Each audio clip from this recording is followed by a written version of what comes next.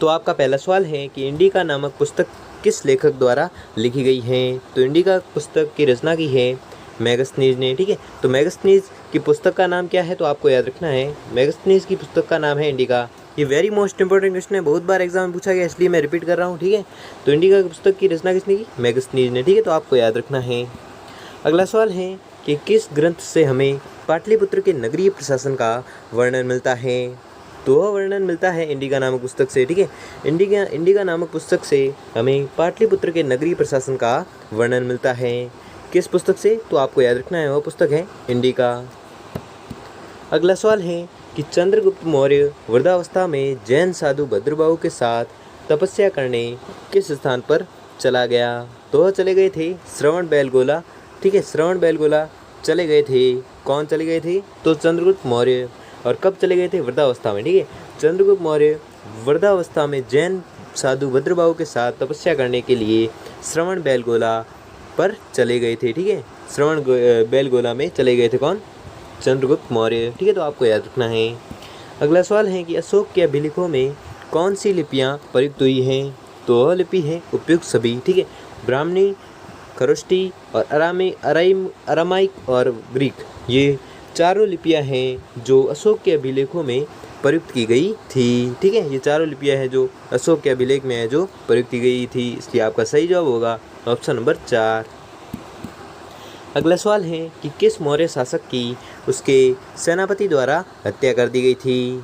तो वह शासक था वृद्धरथ। ठीक है, वृद्धरथ वह शासक था जिसकी हत्या उसके सेनापति द्वारा कर दी गई थी। और वृद्धरथ मौर्य शासक था। ठीक है, वृद्धरथ वह मौर्य शासक था जिसकी जो हत्या है वह उसके सेनापति द्वारा ही कर दी गई थी। किसकी, वृद्धरथ की। अगला सवाल है कि अशोक के समय में पाटलिपुत्र में कौन सी बौद्ध संगीति का आयोजन किया गया था। तो वह बौद्ध संगीति थी तीसरी। ठीक है, तीसरी बौद्ध संगीति का आयोजन कब किया गया था। तो यह किया गया था अशोक के समय में किया गया था। और कहाँ पर किया गया था, तो आपको याद रखना है यह किया गया था पाटलिपुत्र में। और कौन सी बौद्ध संगीति का आयोजन किया गया था, तो आपको याद रखना है वह बौद्ध संगीति है तृतीय बौद्ध संगीति या तीसरी बौद्ध संगीति। ठीक है, तो आपको याद रखना है। अगला सवाल है कि मौर्य काल में प्रचलित विनिमय का माध्यम कौन सा सिक्का था। तो वह था पर्ण। ठीक है, पर्ण है जो मौर्य काल में प्रचलित विनिमय का माध्यम था। क्या था माध्यम, पर्ण। ठीक है, पर्ण है जो मौर्य काल में प्रचलित विनिमय का माध्यम था। कौन सा सिक्का था, पर्ण सिक्का। अगला सवाल है कि चंद्रगुप्त मौर्य के शासनकाल में कृषि विभाग के अध्यक्ष को क्या कहा जाता था। तो वह कहते थे सीताध्यक्ष। ठीक है, तो सीताध्यक्ष किसे कहते हैं, तो सीताध्यक्ष कहते हैं चंद्रगुप्त मौर्य के शासनकाल में कृषि विभाग के अध्यक्ष को। ठीक है, चंद्रगुप्त मौर्य के शासनकाल में कृषि विभाग के अध्यक्ष को क्या कहते हैं, तो आपको याद रखना है उसे कहते हैं सीताध्यक्ष। ठीक है, तो आपको याद रखना है। अगला सवाल है कि सुमेलित कीजिए। तो सुमेलित करना है, तो इसमें आपको सही जवाब होगा ऑप्शन नंबर 2। ठीक है, ऑप्शन नंबर 2 में आप देख सकते हो कि जो सांची का लघु स्तंभलेख है वह है कहाँ पर, रायसेन में। ठीक है, तो वह रायसेन में है। और सारनाथ लघु स्तंभलेख है वह है वाराणसी में। ठीक है, और कौशाम्बी लघु स्तंभलेख है वह है अपने कौशाम्बी में। और रुमिनदेई लघु स्तंभलेख हैं जो है नेपाल में। ठीक है, तो ये थे आपके मिलान। वापस से देख लो कि सांची का लघु स्तंभलेख है वो कहाँ पर है, तो वह है रायसेन में। ठीक है, सारनाथ लघु स्तंभलेख है वह है वाराणसी में। कौशाम्बी लघु शिलालेख या लघु स्तंभलेख है वह है कौशाम्बी में। और रुमिनदेई लघु स्तंभलेख है वह है कहाँ पर, नेपाल में। ठीक है, तो आपको याद रखना है, इसलिए आपका सही जवाब होगा ऑप्शन नंबर 2। और इसकी जो व्याख्या है कि कौशाम्बी उत्तर प्रदेश के वाराणसी जिले से 4 अप्रैल 1997 को पृथक होकर अलग जिला बना दिया गया। और रायसेन मध्य प्रदेश का एक जिला है। ठीक है, रायसेन कहाँ का जिला है, तो मध्य प्रदेश का जिला है। अगला सवाल है कि अशोक के किस शिलालेख में कलिंग नरसंहार का वर्णन है। तो वह शिलालेख है 13वां। ठीक है, अशोक के 13वें शिलालेख में नरसंहार का वर्णन है। किस युद्ध के नरसंहार का, तो कलिंग युद्ध के नरसंहार का वर्णन है। किस युद्ध में, तो अशोक के 13वें शिलालेख में इसका वर्णन है। ठीक है, तो आपको याद रखना है। अगला सवाल है कि मौर्य सम्राट अशोक का नाम किस अभिलेख में पाया गया है। तो इसका पाया गया है नाम मस्की व गुर्जरा अभिलेख में, ठीक है। मस्की व गुर्जरा अभिलेख में क्या पाया गया है, तो सम्राट अशोक का नाम पाया गया है, ठीक है। मौर्य सम्राट अशोक का नाम है जो मस्की व गुर्जरा अभिलेख में पाया गया है, तो आपको याद रखना है। अगला सवाल है कि सेल्यूकस ने किस राजदूत को चंद्रगुप्त के दरबार में भेजा था, तो यह भेजा था मेगस्थनीज को, ठीक है। मेगस्थनीज को किसने भेजा था, तो सेल्यूकस ने भेजा था, ठीक है। सेल्यूकस ने भेजा था, किसे भेजा था, मेगस्थनीज को, ठीक है। और किसके दरबार में भेजा था, तो आपको याद रखना है यह भेजा था चंद्रगुप्त के दरबार में भेजा था, ठीक है। किसने भेजा था, सेल्यूकस ने, और किसे भेजा था, मेगस्थनीज को भेजा था, तो आपको याद रखना है। अगला सवाल है कि भारतीय इतिहास में वह पहला शासक कौन था जिसने राजनीतिक जीवन में हिंसा के त्याग का सिद्धांत सामने रखा, तो वह शासक था अशोक, ठीक है। अशोक भारतीय इतिहास का वह पहला शासक था जिसने राजनीतिक जीवन में हिंसा के त्याग का सिद्धांत सामने रखा था। किसने रखा था सबसे पहले, तो शासक था अशोक, ठीक है। तो आपको याद रखना है। अगला सवाल है कि अमित्रघात के नाम से कौन सा मौर्य राजा है जो जाना जाता है, तो ये भी वेरी मोस्ट इम्पोर्टेंट क्वेश्चन है कि अमित्रघात के नाम से कौन सा मौर्य राजा है जो जाना जाता है, तो वह मौर्य राजा है बिंदुसार, ठीक है।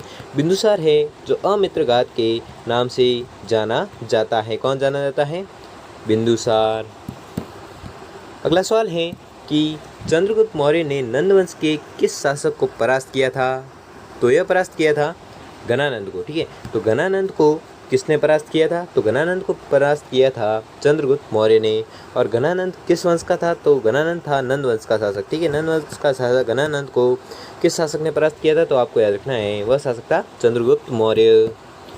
ये भी परीक्षा में पूछा जा सकता है, ये भी वेरी मोस्ट इंपॉर्टेंट क्वेश्चन है, ठीक है। तो आपको याद रखना है। वैसे तो सभी महत्वपूर्ण प्रश्न है, लेकिन ये बहुत महत्वपूर्ण प्रश्न है, ठीक है। तो आपको याद रखना है। अगला सवाल है कि मौर्य काल का मुख्य भूमिकर था, तो मुख्य भूमिकर था भाग, ठीक है। भाग है जो मौर्य काल का मुख्य भूमिकर था, क्या था, भाग। अगला सवाल है कि प्रांतीय प्रशासन या प्रांतीय शासन का सर्वप्रथम उल्लेख मिलता है, तो कहाँ से मिलता है, मौर्य काल से, ठीक है। मौर्य काल से प्रांतीय शासन का सर्वप्रथम है जो उल्लेख मिलता है, कहाँ से मिलता है, मौर्य काल से मिलता है। अगला सवाल है कि कौटिल्य के अर्थशास्त्र का प्रमुख विषय क्या था, तो अर्थशास्त्र का प्रमुख विषय था राजनीति, ठीक है। राजनीति है जो कौटिल्य के अर्थशास्त्र का प्रमुख विषय था, ठीक है, क्या था, राजनीति। अगला सवाल है कि अशोक ने 261 ईस्वी में किस राज्य पर आक्रमण किया जिसमें भयंकर नरसंहार हुआ, तो यह किया था कलिंग पर, ठीक है। कलिंग राज्य पर आक्रमण किया था किसने, अशोक ने, ठीक है। अशोक ने कलिंग राज्य पर आक्रमण किया था, भयंकर आक्रमण किया था किस राज्य पर, तो कलिंग राज्य पर। कब किया था, 261 ईसा पूर्व में। अगला सवाल है कि अशोक के ज़्यादातर अभिलेख किस लिपि में लिखे गए हैं, तो यह लिखे गए हैं ब्राह्मणी लिपि में, ठीक है। ब्राह्मणी लिपि में अशोक के ज़्यादातर अभिलेख है जो लिखे गए हैं किस लिपि में, तो ब्राह्मी लिपि में लिखे गए हैं, ठीक है। तो आपको याद रखना है। अगला सवाल है कि सुदर्शन झील का निर्माण किसके शासनकाल में करवाया गया था, तो यह करवाया गया था चंद्रगुप्त मौर्य के शासनकाल में, ठीक है। चंद्रगुप्त मौर्य के शासनकाल में सुदर्शन झील का है जो निर्माण करवाया गया था, ठीक है। सुदर्शन झील का निर्माण किसके शासनकाल में करवाया गया था, तो आपको याद रखना है यह करवाया गया था चंद्रगुप्त मौर्य के शासनकाल में। ये भी मोस्ट इंपॉर्टेंट क्वेश्चन है, ठीक है। तो आपको याद रखना है। अगला सवाल है कि अशोक ने श्रीलंका में बौद्ध प्रचार हेतु किसको भेजा, तो यह भेजा था महेंद्र व संघमित्रा को, ठीक है। महेंद्र व संघमित्रा को किसने भेजा था, तो यह भेजा था अशोक ने। कहाँ पर भेजा था, तो श्रीलंका में भेजा था। क्यों भेजा था, तो यह भेजा था बौद्ध प्रचार हेतु, ठीक है। बौद्ध प्रचार हेतु महेंद्र व संघमित्रा को अशोक ने श्रीलंका में भेजा था। अगला सवाल है कि चाणक्य या कौटिल्य की पुस्तक का नाम बताइए, तो चाणक्य की पुस्तक का नाम है, चाणक्य की पुस्तक का नाम क्या है, अर्थशास्त्र, ठीक है। तो चाणक्य के 3 नाम हैं, आप कंफ्यूज मत हो, चाणक्य, कौटिल्य और विष्णुगुप्त, ये 3 नाम हैं। तो एक ही आदमी के 3 नाम है, ठीक है। तो अलग अलग आदमी नहीं है, एक ही आदमी है कि तो चाणक्य या कौटिल्य या विष्णुगुप्त किसी की भी पुस्तक पूछे तो एक ही पुस्तक है कि अर्थशास्त्र, ठीक है। तो आपको याद रखना है, कंफ्यूज नहीं होना है। अगला सवाल है कि इतिहास में ऐसा पहला शासक जिसने अभिलेखों द्वारा जनता तक अपने संदेश पहुँचाने की कोशिश की, तो वह पहला शासक कौन था, अशोक, ठीक है। अशोक इतिहास में पहला शासक था जिसने अभिलेखों द्वारा जनता तक संदेश पहुंचाने की कोशिश की थी। किसने की थी, अशोक ने। ठीक है, अशोक ने की थी। अगला सवाल है कि सम्राट अशोक के ज़्यादातर अभिलेख किस भाषा में मिले हैं? तो यह मिले हैं प्राकृत भाषा में, ठीक है। तो प्राकृत भाषा में सम्राट अशोक के ज़्यादातर अभिलेख जो मिले हैं किस भाषा में मिले हैं? तो आपको याद रखना है यह मिले हैं प्राकृत भाषा में। अगला सवाल है कि सम्राट अशोक के समय कलिंग था, तो कलिंग था क्या? तटवर्ती उड़ीसा, ठीक है। तटवर्ती उड़ीसा है जो सम्राट अशोक के समय कलिंग था, ठीक है। अगला सवाल है कि सर्वप्रथम सम्राट अशोक के अभिलेखों को पढ़ने में किस विद्वान ने व कब सफलता हासिल की थी? तो यह की थी जेम्स प्रिसैम्प ने, ठीक है। जेम्स प्रिसैम्प ने हासिल की थी अशोक के अभिलेखों को पढ़ने में सफलता, ठीक है। और ये कब की थी? तो 1837 ईस्वी में, ठीक है। 1837 ईस्वी में जेम्स प्रिसैम्प्स ने अशोक के अभिलेखों को पढ़ने में सफलता हासिल की थी। कब की थी? 1837 ईस्वी में। और किसने की थी? तो आपको याद रखना है यह की थी जेम्स प्रिसैम्प ने। अगला सवाल है कि ग्रीक शासक सेल्यूकस को किसने हराया था? तो यह हराया था चंद्रगुप्त मौर्य ने, ठीक है।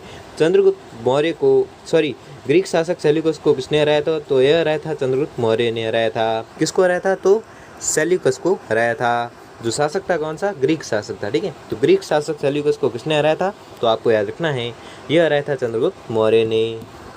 अगला सवाल है कि मौर्य वंश के संस्थापक चंद्रगुप्त मौर्य के राजनीतिक गुरु और प्रधानमंत्री का नाम था, तो क्या नाम था? विष्णुगुप्त, ठीक है। तो विष्णुगुप्त है जो मौर्य वंश के संस्थापक चंद्रगुप्त मौर्य के राजनीतिक गुरु और प्रधानमंत्री का नाम था। क्या था? विष्णुगुप्त। अगला सवाल है कि बिंदुसार पुत्र था, तो बिंदुसार किसका पुत्र था? तो बिंदुसार पुत्र था चंद्रगुप्त मौर्य का, ठीक है। चंद्रगुप्त मौर्य के पुत्र का नाम क्या था? तो आपको याद रखना है चंद्रगुप्त मौर्य के पुत्र का नाम था बिंदुसार, ठीक है। तो आपको याद रखना है। अगला सवाल है कि सारनाथ स्तंभ जिसे अशोक स्तंभ भी कहते हैं, जिसमें किन पशुओं की आकृतियों का चित्रण है? तो ये आकृतियाँ हैं कि हाथी, अश्व, बैल व गाय, सिंह व खरगोश, बैल व सिंह। तो इसमें कौन सा जो चित्र थे जो सारनाथ स्तंभ में या अशोक स्तंभ में जो उत्कीर्ण थे इन पशुओं के, तो इनमें से कौन से पशु थे? तो बैल व सिंह, ठीक है। तो बैल व सिंह वह पशु थे जो अशोक स्तंभ या सारनाथ स्तंभ में उत्कीर्ण आकृतियाँ थी इनकी, ठीक है। बैल व सिंह की आकृतियाँ उत्कीर्ण थी किस स्तंभ में? तो अशोक स्तंभ या सारनाथ स्तंभ में थी। अगला सवाल है कि इसे जूम आउट कर देते हैं पहले, ठीक है। तो अगला सवाल है कि सम्राट अशोक के 14वें शिलालेख 8 भिन्न भिन्न स्थानों से प्राप्त हुए। निम्नलिखित स्थानों को उनके क्षेत्रों से सम्मिलित करें। तो स्थानों को उनके क्षेत्रों से सम्मिलित करना है, तो आपका सही जवाब होगा ऑप्शन नंबर 1, ठीक है। ऑप्शन नंबर 1 आपका सही जवाब हो जाएगा। तो शाहबाज गढ़ी है जो पाकिस्तान के पेशावर ज़िले में, मनसेहरा है जो पाकिस्तान के हजारा ज़िले में, कलसी है जो उत्तरांचल के देहरादून ज़िले में, और गिरनार है जो गुजरात के काठियावाड़ ज़िले में स्थित है, ठीक है। तो ये शिलालेख है सब, ठीक है। ये शिलालेख है जो कहाँ से प्राप्त हुए वो आपको बताना है। वापस से एक बार देख लीजिए कि शाहबाज गढ़ी शिलालेख है जो पाकिस्तान के पेशावर ज़िले में प्राप्त हुआ है, और मनसेहरा जो शिलालेख है वो पाकिस्तान के हजारा ज़िले में प्राप्त हुआ है, और कलसी है जो उत्तरांचल के देहरादून ज़िले से प्राप्त हुआ है, और गिरनार है जो गिरनार शिलालेख है वह गुजरात के काठियावाड़ ज़िले से प्राप्त हुआ है। तो आपको याद रखना है। अगला सवाल है कि सारनाथ स्तंभ के चक्र में कितनी तीलियाँ हैं? तो उनके स्तंभ में तीलियाँ हैं 24, ठीक है। तो 24 तीलियाँ कहाँ पर है? तो सारनाथ स्तंभ के चक्र में, ठीक है। तो सारनाथ स्तंभ के चक्र में कितनी तीलियाँ हैं? तो आपको याद रखना है उसके स्तंभ में तीलियाँ है 24। अगला सवाल है कि सुमिलित कीजिए। तो पुस्तक और रचयिता का नाम है, तो सुमिलित करना है, तो आपका सही जवाब हो जाएगा ऑप्शन नंबर 2, जिसमें अर्थशास्त्र की रचना की है कौटिल्य ने, इंडिका की रचना की है किसने? मेगस्थनीज ने, मुद्रा राक्षस की रचना की है विशाखादत्त ने, और परिशिष्ट पर्वन की रचना की है हेमचंद्र ने, ठीक है। हेमचंद्र ने परिशिष्ट पर्वन की रचना की है। तो वापस से देख लो पुस्तकों के नाम और रचयिता का नाम, वापस से देख लो, ठीक है। तो अर्थशास्त्र की रचना किसने की है? जल्दी बोलो। अर्थशास्त्र की रचना की है कौटिल्य ने। इंडिका की रचना किसने की है? तो इंडिका पुस्तक की रचना की है किसने? मेगस्थनीज ने। मुद्रा राक्षस की रचना किसने की है? तो मुद्रा राक्षस की रचना की है विशाखादत्त ने। और परिशिष्ट पर्वन की रचना किसने की है? तो परिशिष्ट पर्वन की रचना की है हेमचंद्र ने। ठीक है, तो आपको याद रखना है, इसलिए आपका सही जवाब होगा ऑप्शन नंबर 2। अगला सवाल है कि दिव्यावदान के अनुसार अशोक को बौद्ध धर्म में किसने दीक्षित किया था? तो यह किया था उपगुप्त ने। ठीक है, तो उपगुप्त ने बौद्ध धर्म में दीक्षित किया था। किसको दीक्षित किया था? तो उपगुप्त को। ठीक है, अशोक को बौद्ध धर्म में उपगुप्त ने दीक्षित किया था। किसके अनुसार? तो दिव्यवादन के अनुसार। क्या प्रश्न है कि दिव्यवादन के अनुसार अशोक को बौद्ध धर्म में किसने दीक्षित किया? तो यह किया था उपगुप्त ने दीक्षित किया था। किसको? अशोक को। अगला सवाल है कि किस अभिलेख में अशोक स्पष्टतः बुद्ध धम्म और संघ का अभिवादन करता है? तो यह करता है भाब्रू शिलालेख में। ठीक है, भाब्रू शिलालेख में अशोक स्पष्टतः बुद्ध धम्म और संघ का अभिवादन करता है। किस शिलालेख में? तो आपको याद रखना है, वह शिलालेख है भाब्रू शिलालेख। ठीक है, तो भाब्रू शिलालेख में स्पष्टतः बुद्ध धम्म और संघ का अभिवादन करता है। कौन करता है? अशोक। अगला सवाल है कि निम्न में से किस अभिलेख में चंद्रगुप्त मौर्य एवं अशोक दोनों के नामों का उल्लेख है? तो वह अभिलेख है रुद्रदामन का जूनागढ़ अभिलेख। ठीक है, रुद्रदामन का जूनागढ़ अभिलेख है जिसमें चंद्रगुप्त मौर्य एवं अशोक दोनों के नामों का उल्लेख मिलता है। किस अभिलेख में मिलता है? तो आपको याद रखना है, वह अभिलेख है रुद्रदामन का जूनागढ़ अभिलेख। ठीक है, रुद्रदामन का जूनागढ़ अभिलेख वह अभिलेख है जिसमें चंद्रगुप्त मौर्य एवं अशोक दोनों के नामों का उल्लेख मिलता है। अगला सवाल है कि चंद्रगुप्त मौर्य के समय सौराष्ट्र का राज्यपाल कौन था? तो राज्यपाल था वैश्य पुष्यगुप्त। ठीक है, वैश्य पुष्यगुप्त है जो चंद्रगुप्त मौर्य के समय सौराष्ट्र का राज्यपाल था। कौन? वैश्य पुष्यगुप्त। अगला सवाल है कि यूनानी और अरमी भाषा में खुदा अशोक का एक द्विभाषी उत्कीर्ण लेख मिलता है। तो कहाँ से मिलता है? तो यह मिलता है कंधार में। ठीक है, कंधार में यूनानी और अरमी या अरामाइक। ठीक है, अरमी या अरामाइक भाषा में खुदा अशोक का एक द्विभाषी उत्कीर्ण लेख मिलता है। तो किसमें, कहाँ पर मिलता है? तो यह मिलता है कंधार में। ठीक है, तो आपको याद रखना है। अगला सवाल है कि रुमिनदेई स्तंभ किसके शासनकाल का है? तो यह है अशोक के शासनकाल का। ठीक है, कौन सा स्तंभ? तो आपको याद रखना है, वह स्तंभ है रुमिनदेई। ठीक है, रुमिनदेई स्तंभ जो अपने स्तंभ है वह अशोक के शासनकाल का। ठीक है, किसके शासनकाल का है? तो आपको याद रखना है, वह है अशोक के शासनकाल का। अगला सवाल है कि मौर्य साम्राज्य को अनंतः नष्ट किया। तो यह नष्ट किया था पुष्यमित्र शुंग ने। ठीक है, मौर्य साम्राज्य को जो नष्ट किया था वह किया था पुष्यमित्र शुंग ने। ठीक है, तो आपको याद रखना है। अगला सवाल है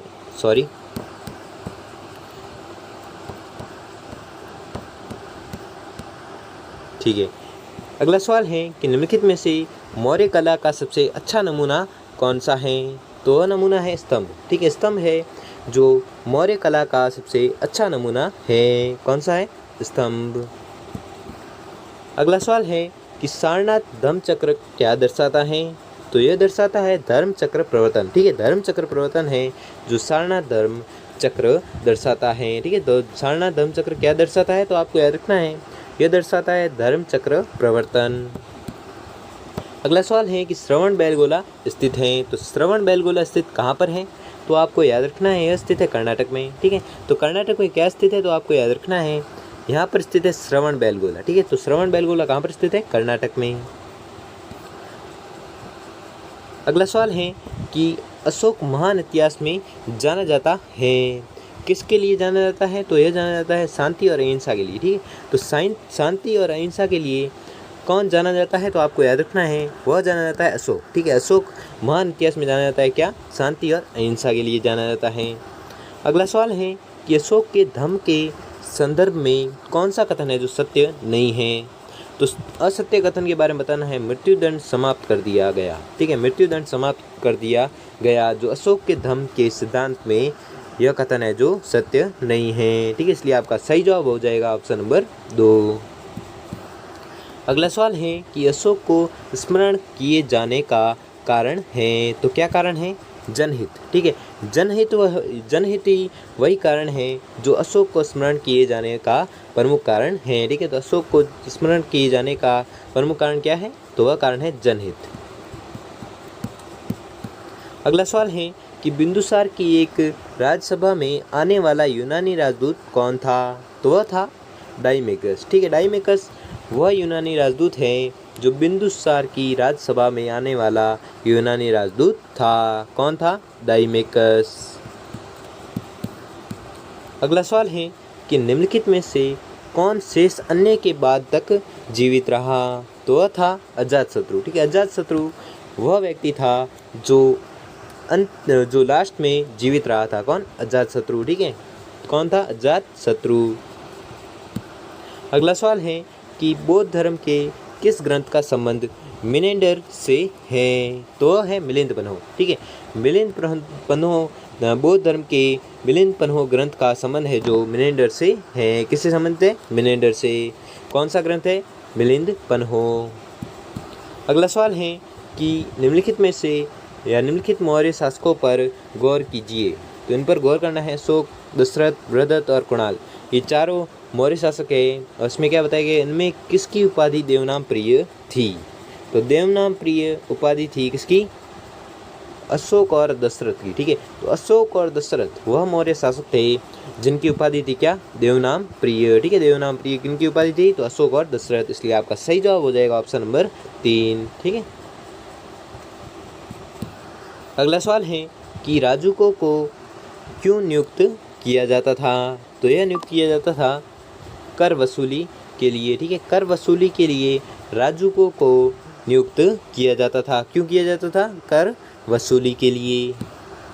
अगला और आज का अंतिम सवाल है कि 12 बार की पहाड़ियाँ कहाँ हैं? तो 12 बार की पहाड़ियाँ हैं बिहार में, ठीक है। तो बिहार में स्थित 12 बार की पहाड़ियाँ हैं। तो कहाँ पर स्थित है? बिहार में स्थित है। कौन सी पहाड़ियाँ? 12 बार की पहाड़ियाँ।